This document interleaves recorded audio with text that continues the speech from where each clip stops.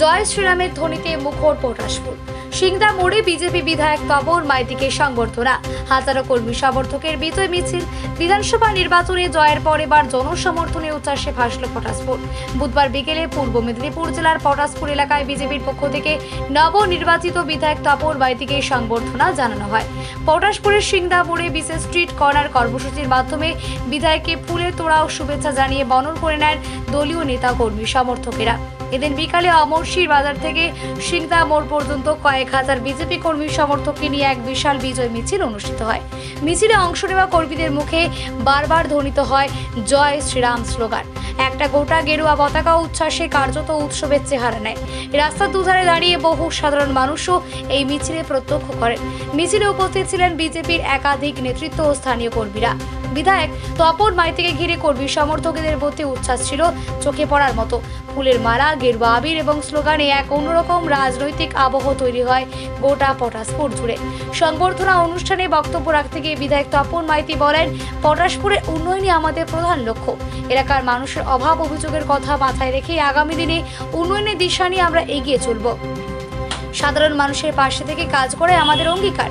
তিনি আরও জানান, রাস্তা, পানীয় জল, স্বাস্থ্য, শিক্ষা সহ বিভিন্ন গুরুত্বপূর্ণ পরিষেবার উন্নয়নে আগামী দিনে বিশেষ উদ্যোগ নেওয়া হবে। এলাকার সামগ্রিক উন্নয়ন এবং সাধারণ মানুষের সমস্যার সমাধানকে অগ্রাধিকার দিয়েই কাজ করবে নতুন নেতৃত্ব।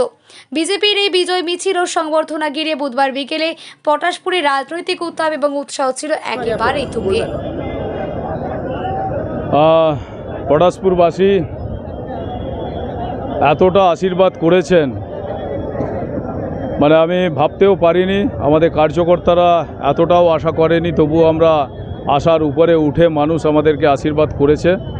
আমি পটাশপুরবাসীকে প্রথমে প্রণাম জানাই, শ্রদ্ধা সম্মান, এবং একটাই বার্তা দেবো এই অনুষ্ঠান থেকে যে আপনারা সুস্থ সম্মানের সাথে শান্তিভাবে, শান্তি শৃঙ্খলাভাবে সমাজে বসবাস করুন। যে 15 বছর যে আপনারা যে অন্যায়ভাবে অত্যাচারিত হয়েছেন তৃণমূলের দ্বারা, সেটাকে ভুলে যান। তৃণমূল যা করার করে গেছে, তাদেরকে আমরা পিছনে ফিরে আগে সামাজিক যেভাবে সমাজকে যেভাবে ডেভেলপমেন্ট করতে হয়, নিজস্ব পার্সোনাল নিজস্ব ডেভেলপমেন্ট এবং সার্বিক উন্নয়নের দিকে তাকিয়ে নিজ নিজ কার্যে ব্যস্ত থেকে এই পটাশপুরে খুব সুন্দরভাবে শৃঙ্খলিতভাবে বসবাস করুন। পটাশপুরে ডেভেলপমেন্টের জন্য আমরা পুরো ধ্যান রাখব। আগামী দিনে এখানে শিক্ষা, স্বাস্থ্য, কৃষি, সেচ সমস্ত বিষয়ে আমরা ডেভেলপমেন্টের চিন্তাধারা রেখেছি এবং এখানকার মানুষের সার্বিক উন্নয়ন করার জন্য আমরা এসছি এবং মানুষ জিতিয়েছে। তার জন্য পটাশপুরবাসীও সেটা মেনে নিয়েছে। এই কয়েকদিনে আমরা এই পটাশপুরে কোনো রকম সন্ত্রাস, কোনো রকম সেরকম কিছু দেখিনি, যেটা তৃণমূলের আমলে 2021-এ আমরা দেখেছিলাম। এবং এবারে যদি 26-এও কোনো ক্রমে যদি আমরা পিছিয়ে যেতাম, আমরা শুনেছি মমতা ব্যানার্জিকেও শুনেছি, তার ভাইপোকেও শুনেছি যে 4 তারিখের পরে নাকি একজনও ঝান্ডা ধরার লোক রাখবে না এই ধরতিতে, এই পশ্চিমবাংলার মাটিতে। এবং মমতা ব্যানার্জি স্বয়ং বলেছে যে একটা সম্প্রদায়কে দিয়ে যেভাবে আমাদেরকে নাকি সাইজ করে দেবে, আমাদেরকে কিভাবে কি করবে জানি না। এই যে হিংসাত্মক ভাবনা যেটা ছিল, এবং চুলি, হিন্দুদের জন্য ইলেকট্রিক চুলি বানিয়ে রাখা হয়েছিল, এই যে হিংসাত্মক চিন্তাভাবনা, সেখান থেকে পশ্চিমবঙ্গের মানুষ পরিত্রাণ পেয়েছে এবং পটাশপুরের মানুষও সেখান থেকে পরিত্রাণ পেয়ে বেরিয়ে এসছে। আজকের দিনে পটাশপুরের মানুষ খুব খুশি, আনন্দিত, তার নিজ নিজ জায়গায় তারা খুব খুশি, আনন্দ করছে। এটাই আমাদের ভালো লাগা, এটাই আমাদের সম্বর্ধনা, যেটা প্রকৃত সম্বর্ধনা আমি পেয়েছি।